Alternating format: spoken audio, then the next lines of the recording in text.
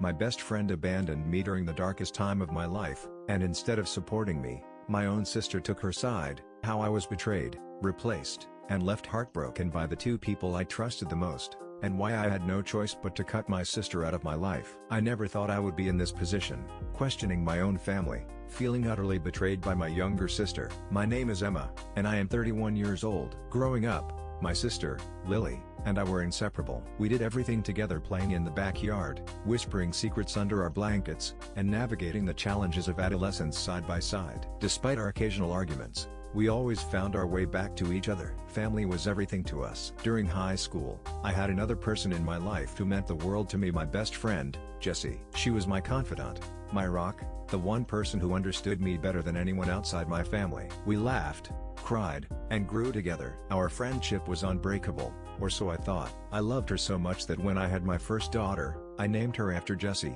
That's how much she meant to me. High school was also where I met my husband, Ryan. We were 16 and madly in love. He was my first love, and I truly believed we were meant to be. We had a fairy tale romance, the kind of love that makes people envious. After graduating, we married young and started a family. Our life seemed perfect until it wasn't. Ryan started drinking. At first, it was social, but over the years, it turned into something darker. After we had our two children, his drinking spiraled out of control. He was no longer the man I fell in love with. Alcohol turned him into a person I didn't recognize: belligerent, reckless, unpredictable. It shattered me. I had never imagined leaving him, but when his drinking began affecting our children, I knew I had no choice. It broke my heart to walk away from our home, our life, but I had to protect my kids. Jessie was there for me when I made the agonizing decision to leave. She helped me pack, held me when I cried, and reassured me that I was doing the right thing. That night, I moved into a small, one-bedroom apartment, the only place I could afford. I sat on the floor, sobbing, feeling utterly lost and alone. Then my phone buzzed. It was Jessie. I expected words of comfort, encouragement, something to ease the pain. Instead, her messages were harsh, almost cruel. She told me that Ryan never loved me, that I needed to move on, that I was wasting my energy on someone who didn't deserve it. I was already drowning in sorrow, and her words felt like a knife to my heart. I lashed out. I told her to stop. I told her she didn't understand, that she had no right to say those things about my husband, even if he was struggling. Jessie's own husband was an alcoholic, though he handled it differently. I reminded her of this, pointing out that if she ever found herself in my situation, she wouldn't appreciate being judged. That was the last real conversation we ever had. Jessie stopped speaking to me. I reached out multiple times, apologizing for my outburst, trying to mend the damage. I texted, called, even went to her house and apologized in person. She accepted my apologies but kept her distance. Over time, she completely cut me out of her life. No explanations, no closure, just gone. It hurt more than I can put into words. This was my best friend, someone I had trusted and loved for years, and she discarded me like I meant nothing. I still sent birthday cards to her kids, still tried to check in, but she never responded. Eventually, I gave up. Life went on. Ryan finally got help and turned his life around. It took time, but he became the man I had fallen in love with again.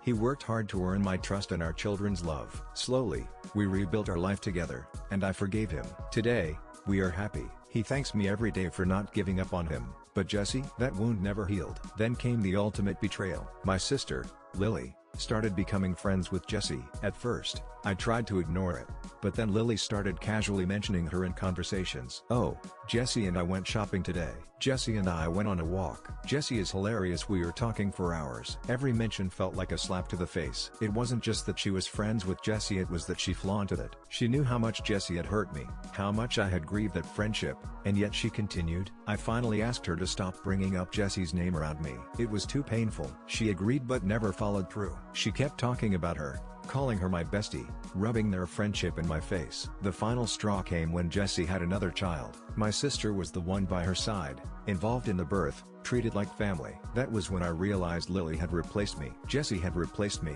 I felt sick. The anger, the sadness, the feeling of being unwanted, it consumed me. I couldn't understand how my own sister, who had seen how deeply I was hurt, could betray me like this. It wasn't about being possessive over Jessie. It was about loyalty, about knowing that someone had devastated me and still choosing to embrace them. Out of all the people in the world, why did my sister have to become best friends with the one person who had hurt me the most? I tried to confront her about it, but she brushed me off. "You can't tell me who to be friends with," she said. Jesse is a great person. Maybe you should let go of the past. Let go? How could I let go of something that had torn me apart? How could I just move on when every reminder of Jesse stung like a fresh wound? That was it for me. I cut Lily out of my life. Some might say it's extreme, but I couldn't handle the constant reminder that my pain didn't matter to her, that she valued Jesse's friendship over my feelings. If she wanted Jesse, she could have her, but I refused to be part of it. Now, I sit here wondering, am I the one in the wrong? Should I have just swallowed my feelings and accepted their friendship? Should I have let it go? Or was I justified in walking away?